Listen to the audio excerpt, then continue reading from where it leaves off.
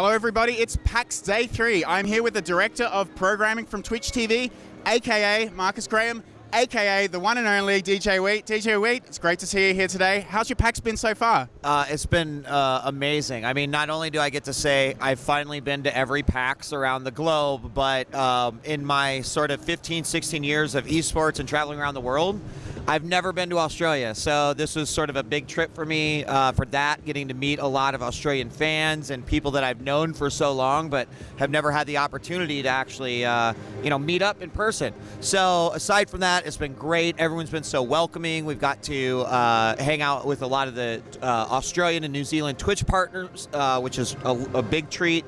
And all in all, I mean, I've had an amazing time, so thanks for having me. Yeah, great. Well, on behalf of all the Australians, a big good day and welcome. Now, I went to the Twitch Town Hall the other day as part of the panel.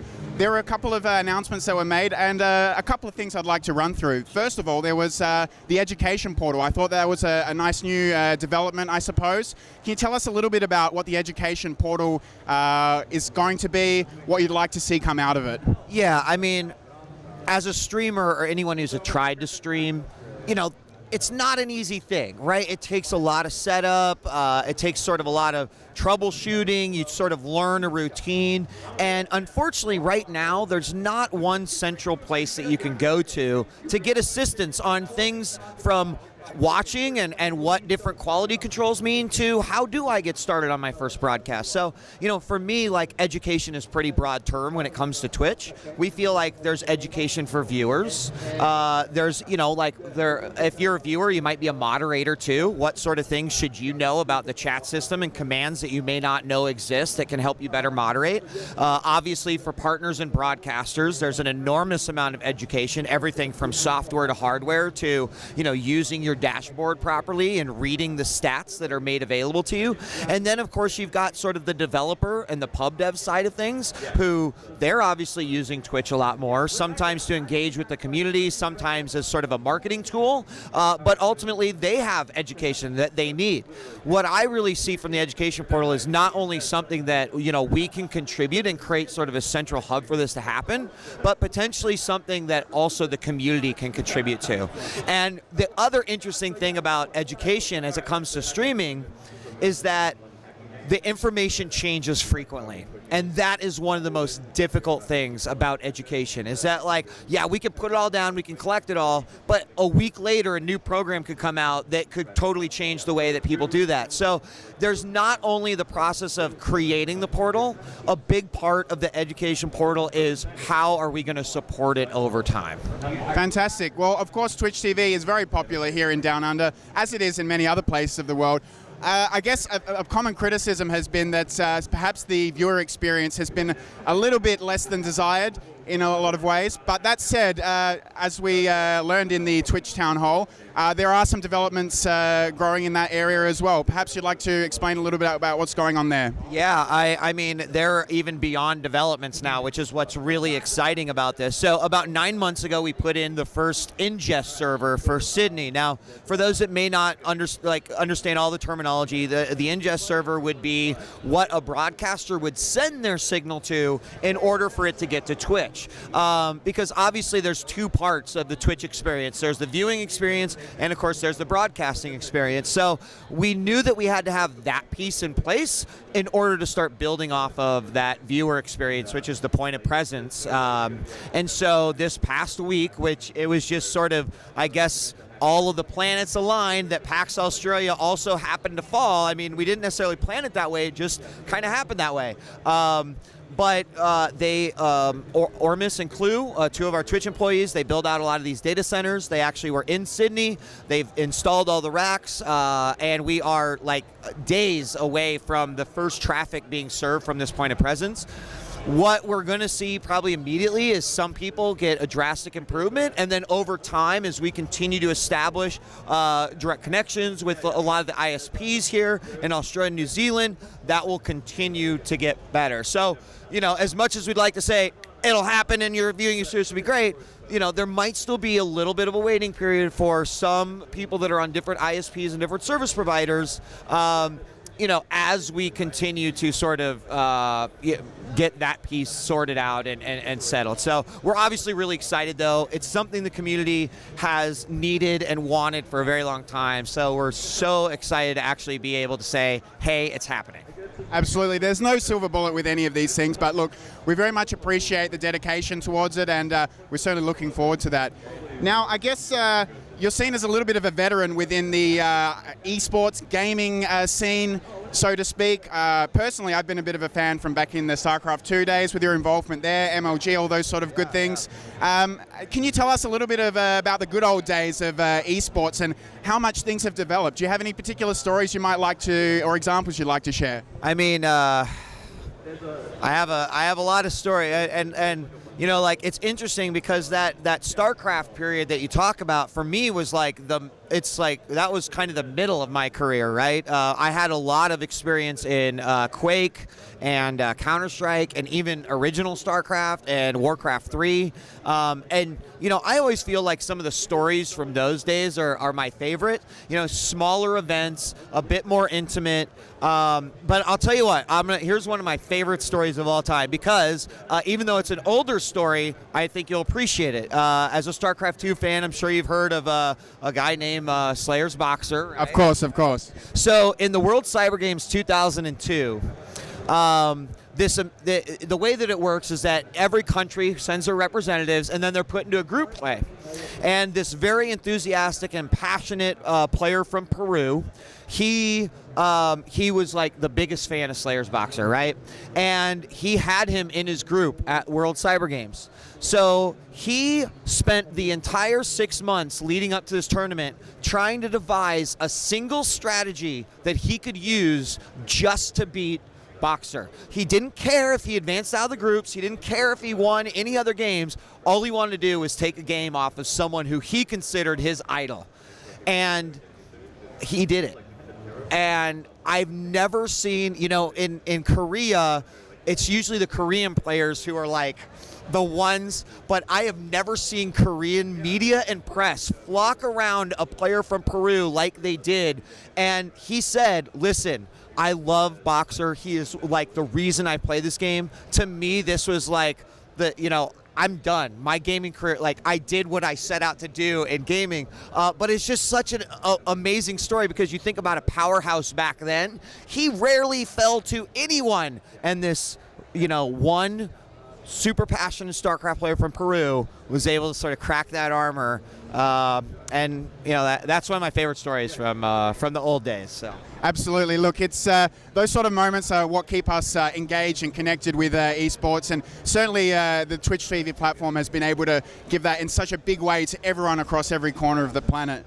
Now, obviously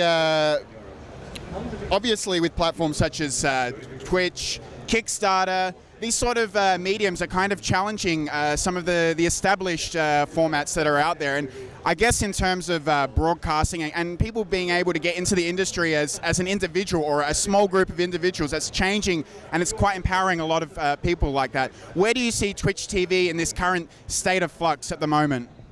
I mean, I think one of the things I love about Twitch, and as a broadcaster and as an employee and as a viewer, is that I just never know what I'm going to get. The beauty of Twitch is that you think that everything's been done, but then you wake up the next day and you see someone doing something new, creative, innovative. And I feel like we're still in this growing phase where people are still exploring what this platform is and what it means, right? We know that it's an interactive social video platform. But we've also seen Twitch Plays Pokemon turn it into a video game. We've seen now, this Bob Ross episodes get broadcast for creative, and this whole new generation experiencing Bob Ross for the first time and sort of converting that to their, culture and community. And, these things happen. The growth of esports even. Last night I watched the League of Legends Worlds Finals, and it was amazing. It looked better than half the sports events I watch.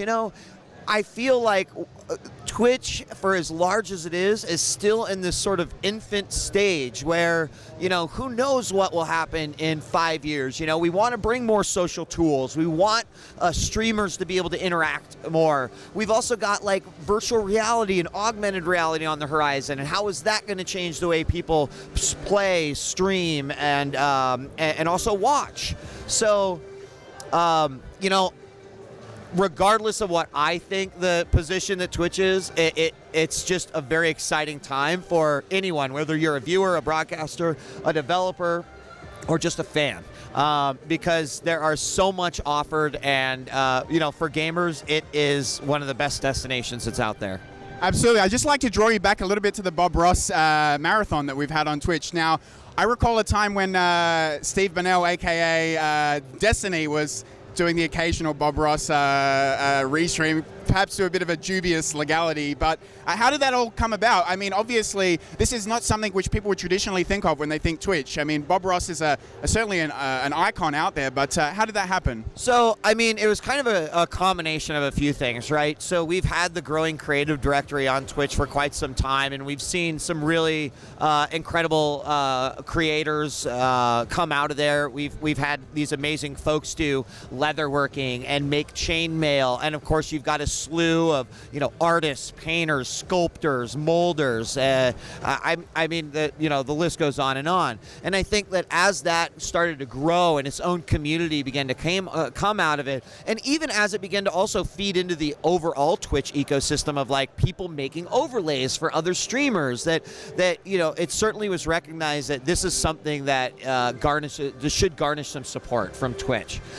So of course the decision was to make to sort of like launch it into its own sort of vertical creative on Twitch, and it just so happened that our launch window coincided with Bob Ross's birthday. So what people may not know is that not only are we showing all the episodes of Bob Ross, but Twitch Creative itself was actually launched on Bob Ross's birthday. So it's sort of a way for us to commemorate, and many of us at Twitch like grew up with Bob Ross. It was also a way to expose him to a new generation for a new level of appreciation. Bob Ross is certainly probably recognized by younger ones through memes, and now they sort of get to see how that sort of cult following, developed. I think that we're just really excited to see how popular it's been and how that will directly support the Twitch creative initiatives. For those creators and for what they're doing, it's amazing.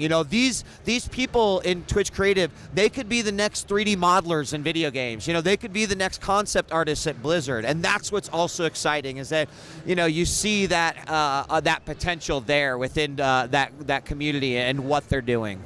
Fantastic. Now, I guess one final question. You're a full-time director of programming at Twitch. You're a dad as well. You're also, of course, a gamer. How do you find the time to balance, I guess, these three aspects? Is there a secret? I'd love to hear from that. I mean, I hate to tell you, a lot of the secret is like less sleep. That, and you get really good at multitasking.